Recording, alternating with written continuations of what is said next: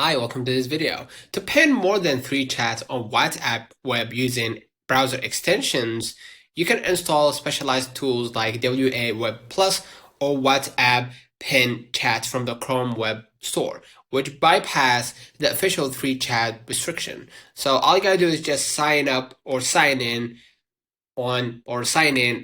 using WhatsApp web by scanning QR code or linking with your phone number instead, and make sure the tool is installed on your PC or MacBook, and then go ahead to the settings or extensions settings panel and activate the unlimited pin chat or equivalent, right?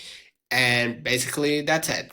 All you gotta do is just right click any conversation in your chat list past that initial limit and select pin chat directly through the modified interface. Consider liking this video, subscribing, it really helps with the channel. Until next time, see you.